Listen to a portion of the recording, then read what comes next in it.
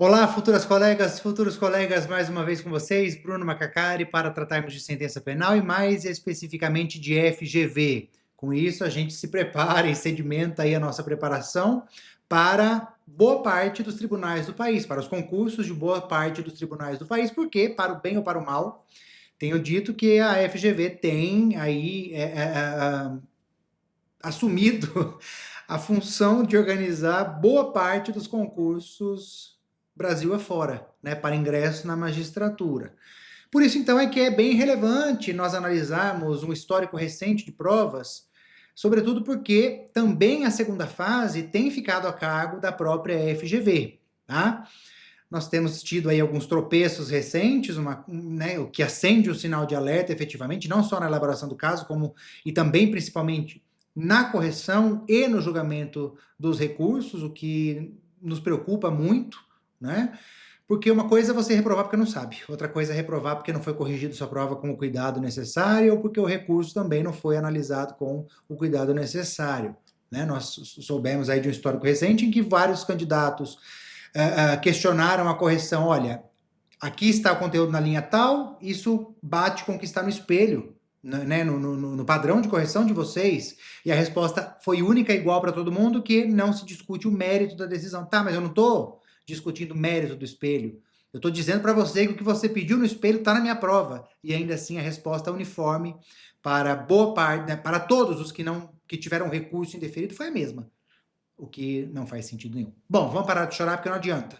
O que a gente precisa fazer é analisar o histórico recente de provas, porque TJ Goiás vem aí, TJ Pará vem aí, ambos organizados pela FGV. Tá? Então, ó, preparação para o TJ de Goiás, preparação para o TJ do Pará. Estamos juntos, vamos caminhar, analisem comigo, eu proponho para vocês então que a gente faça análise de 4 provas recentes. TJ Amazonas, TJ Mato Grosso do Sul, TJ Sergipe, TJ Tocantins. Depois a gente pode esmiuçar cada um desses enunciados, mas nesse nosso contato em particular, eu proponho que nós nos atenhamos às teses levantadas pelas partes. Né? Por quê? Com isso a gente consegue ter uma noção aproximada do que tem sido mais cobrado pela FGV, se questão de fato ou se questão de direito.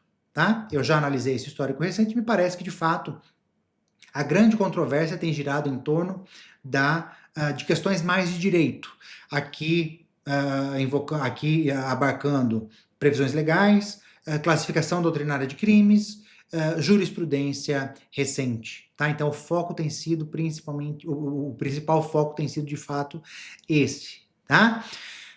Vocês podem discordar de mim, mas primeiro vamos analisar juntos esse histórico. Vamos lá, gente. TJ Goiás, TJ Pará, nossa preparação começa aqui, tá? Olha lá, vamos começar pelo TJ Tocantins.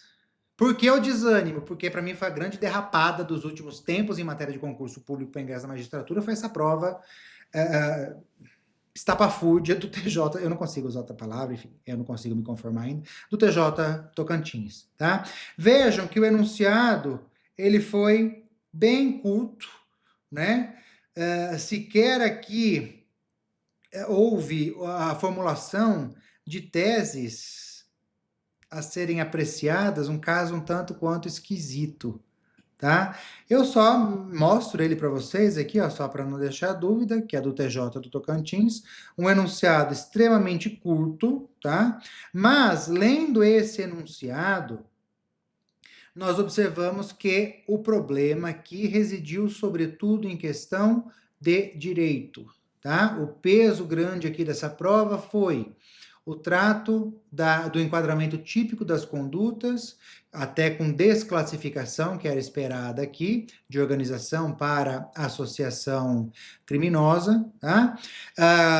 Continuidade delitiva e assim sucessivamente. Quantos crimes foram praticados? Então vejam que aqui eu me recuso a ler isso aqui, eu coloquei só para vocês conseguirem dar uma espiada, fica aqui, se quiser dá para tirar um print da tela, dá para ler com mais vagar, mas a prova é realmente bem esquisita, tá? Inclusive fugiu do próprio padrão recente dessas outras 3 provas que nós veremos aqui, tá bom? Em tempo, tá? Por que é que eu vou já agora passando para as demais provas, propor a vocês que nós foquemos inicialmente nas teses invocadas pelas partes, porque isso mostra o que a banca tem cobrado, porque é por meio dessas teses, né, inventadas pela banca, que ela demanda deixa eu virar um pouquinho aqui, que ela demanda dos candidatos a fundamentação, né, e portanto a demonstração de conhecimento, tá bom? Uma outra razão prática pela qual eu proponho para vocês que nós analisemos, antes de mais nada, as alegações finais, tanto do Ministério Público quanto da Defesa, porque, de maneira geral, eu terei com vocês aqui inúmeros contatos, vários outros vídeos em preparação para esses concursos, para outros concursos, trocando aqui conhecimento com vocês, esperando comentários e tudo mais, para que eu também ganhe com vocês muito conhecimento e muita experiência. Mas o fato é que quando eu for trazer para vocês dicas de como nós iniciarmos o enfrentamento do enunciado, eu vou propor para vocês justamente que nós iniciemos, antes de mais nada, já na primeira leitura, pela análise dessas teses. Eu vou propor para vocês, olha, recebeu o caderno de prova? Vai lá para o fim, direto.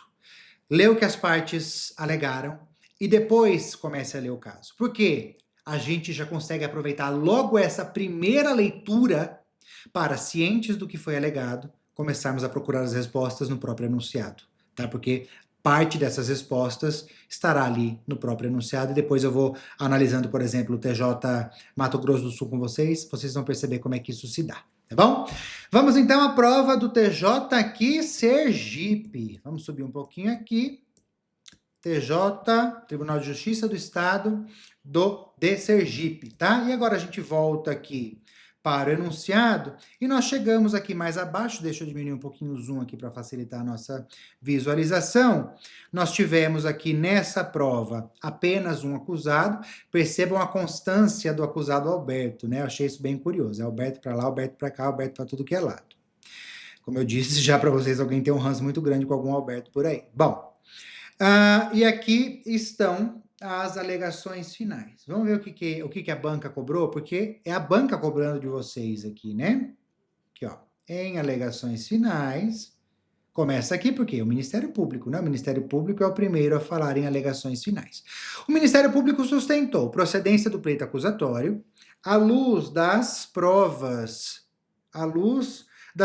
produzidas, opinando pela condenação do réu nos termos da denúncia, inclusive reiterando o pedido de condenação à multa reparatória, tá? Uma multa prevista lá no CTB. Já a defesa, também em sede de alegações finais, então aqui estão as alegações finais da defesa, requereu como preliminar, então a tônica tem sido a formulação de pelo menos uma questão preliminar nessas provas mais recentes, exceção feita a essa esquisitice do TJ Tocantins, tá? Requereu como preliminar de mérito que fosse declarada extinta a punibilidade dos crimes de lesão corporal culposa na direção de veículo automotor pela decadência do direito de representação. É engraçado que aqui a própria banca já revelou para a gente que se trata de uma preliminar de mérito, né, e não de uma preliminar ao mérito. Faz diferença, eu trato disso com muito vagar no curso, né, no curso completo, no meu curso completo de sentença penal. Pela decadência do direito de representação, visto que as vítimas não representaram formalmente contra o acusado. Requereu ainda, subsidiariamente, a absolvição em relação aos citados crimes. Então, olha, se não colar a decadência, vem aqui uma tese de absolvição, mas por quê? Por matéria de fato ou por matéria de direito? Quanto ao crime de embriaguez ao volante, alegando: 1. Que este delito teria sido absorvido pelos delitos de lesão corporal culposa e 2. Que não há prova de que o acusado estivesse com capacidade psicomotora alterada. Isso aqui a gente sabe que não cola, né? Porque é indiferente, a lei é categórica quanto a isso, em razão da influência de álcool, já que não foi positivada por teste de etilômetro a concentração igual ou superior a 0,3 mg de álcool por litro de ar alveolar. Aqui mora a questão, né? O X da questão. Os autos foram conclusos para a sentença, então a dúvida de muita gente, né, professor? Quando é que eu vou considerar que estou proferindo a sentença para fins de prescrição, do que quer que seja? A data da prova ou outra data que vier a ser indicada no enunciado, tá? Vejam, quais foram as teses defensivas? Decadência. Então, é uma questão eminentemente de direito, envolvendo jurisprudência, né? Lembrando sempre que, segundo a jurisprudência, a representação prescinde de formalidade e tudo mais. E, no mérito, delito absorvido, questão de direito. E que não há prova de que o acusado estivesse com capacidade psicomotora alterada, questão que acaba sendo também de direito, porque é muito fácil a gente encontrar no enunciado se isso correspondia ou não à realidade. O que a banca quer saber é a repercussão jurídica disso. Então, questão eminentemente de direito. Vamos agora ao TJ Mato Grosso do Sul, tá? Confia em mim, eu não vou subir lá em cima para poupar o tempo de vocês, mas confia em mim que é o TJ Mato Grosso do Sul. Da mesma forma, vamos lá, desde logo, as alegações finais. E aqui estão elas. Cadê? Em alegações finais, o Ministério Público sustentou a procedência do pleito acusatório à luz das provas produzidas, opinando pela condenação do acusado na forma da denúncia. Não requereu nada. Já a defesa, também em sede de alegações finais, requereu. Olha, a gente não acabou de ver uma preliminar no TJ Sergipe? De novo, uma preliminar aqui no TJ Mato Grosso do Sul. Que fosse anulada a ação penal desde o recebimento da peça acusatória, ao argumento da ilegalidade da diligência policial, que resultou na apreensão da arma e consequente prisão em flagrante do acusado, pela inexistência de fundadas razões. Eita, falou em fundadas razões, está falando de quê? Jurisprudência, né? Então a gente alia aqui o cenário fático, mas o conhecimento, a densidade do conhecimento aqui, até porque os fatos são reputados por esse enunciado incontroversos, né? Recomenda-se ou determina-se que o candidato tenha por comprovados os fatos mencionados. A questão reside em saber se você conhece a jurisprudência, tá? Então, gente, por favor, muita atenção aos julgados, muita atenção à jurisprudência, tá? Inclusive, um pouco mais antiga, essa daqui veio noticiada, essa questão, em julgados, ou veio tratada em julgados do STJ, mais ali do ano de 2024, tá? Para que sua bagagem fosse revistada. No mérito, requereu a absolvição do réu sob o fundamento da atipicidade do fato pelas seguintes razões. Então, no mérito, aqui a gente já passa ao mérito, atipicidade do fato. Peraí, então, de novo, questão de direito. O vencimento do registro da arma não caracteriza ilícito penal, mas mera irregularidade administrativa. Questão exclusivamente de direito, né? E, claro, à luz da jurisprudência. 2. A arma estava desmuniciada, o que retira a ofensa ao bem jurídico penalmente tutelado. Questão de direito, classificação doutrinária do crime. Crime de perigo abstrato. 3. O acusado não tinha conhecimento de que o registro da arma estava vencido, tal como ele informara em sede policial. Aqui uma questãozinha que vai ali na parte da tipicidade, porque afinal estamos tratando de dolo, mas envolve aqui prova.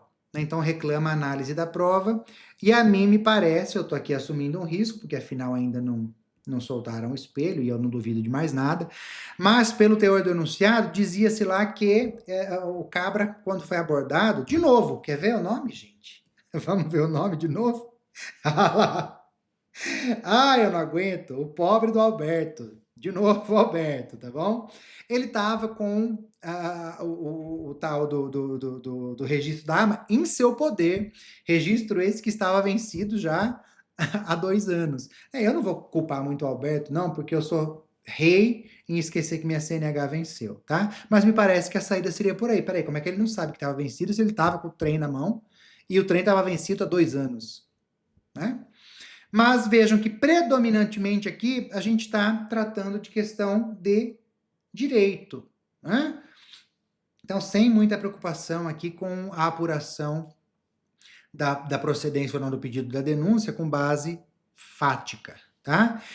E prossegue, né, no caso de condenação, uma tese subsidiária de desclassificação para o artigo 12, também questão de direito à luz da jurisprudência. O que ele alegou? Que a arma estava guardada no bagageiro do ônibus e, portanto, não se amoldaria a conduta ao artigo 14, mas sim ao artigo 12 da 10.826, tá? De novo, questão de direito. Por fim, TJ Amazonas. Aqui o chumbo engrossou um pouco porque foram 3 acusados, mas é claro que o Alberto estava lá no meio, né? Não pode deixar de ser diferente. Então aqui, mais voltado para o crime de furto, tá bom? Vamos descer lá as alegações finais. FAC, FAC, FAC, FAC, FAC. Todo mundo aqui cheio de FAC. Aqui, achei. Vamos junto. Em alegações finais, o Ministério Público sustentou a procedência parcial do pleito acusatório à luz das provas produzidas, opinando pela condenação somente do Alberto. Claro. Nos termos da denúncia, com a absolvição dos demais acusados, com fulcro no artigo 386, sétimo do CPP, né, do Código de Processo Penal. Tá? Opa, desculpa, gente. Já a defesa de Alberto, pobre Alberto, até o Ministério Público está contra o Alberto, também alegações finais, requereu a sua absolvição com fundamento na fragilidade probatória. Lembrando que, por enquanto, né, subsiste o 385 do CPP que permite a condenação, ainda que o Ministério Público opine pela absolvição. Então, isso aqui não era garantia de que devêssemos absolver, tá bem? A defesa de Bernardo e Caio, em sede de alegações finais. Então, olha, veja, aqui a prova, a densidade da prova, já tem pendido mais, por enquanto, para análise fática, para análise de prova, porque o Alberto alegou fragilidade probatória. E o Bernardo e o Caio, o que é que alegaram? Em sede de alegações finais, requereram a absolvição sob o fundamento de que a prova da autoria é frágil em relação a eles. De novo, matéria probatória, bem como de que, à luz do sistema acusatório, olha, não é que veio a tese aqui, gente? O Ministério Público, opinado pela absolvição deles, o juiz não pode condená-los. Então, ainda que eu venha a absolvê-los, a concordar que não há prova, eu preciso refutar essa tese. Né? Olha, não é bem assim. O 385 do CPP permite a condenação, ainda que o Ministério Público tenha opinado pela absolvição. Tá? Esse dispositivo aí está pendente, a constitucionalidade dele está pendente de análise, mas por enquanto está em vigor, tá?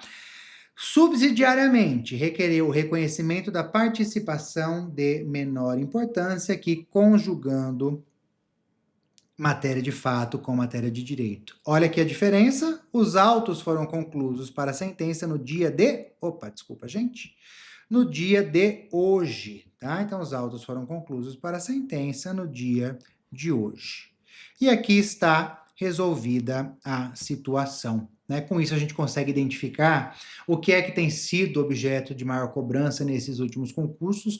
Me parece, repito, que o foco da banca tem sido realmente matéria de direito, sobretudo classificação doutrinária de crime e jurisprudência, mas, a exemplo do que aconteceu no TJ Amazonas, também há uma cobrança, ainda que em menor proporção, de matéria fática, tá bem? Não percam cena dos próximos capítulos. Foi um prazer estar com vocês e até a próxima. Fui.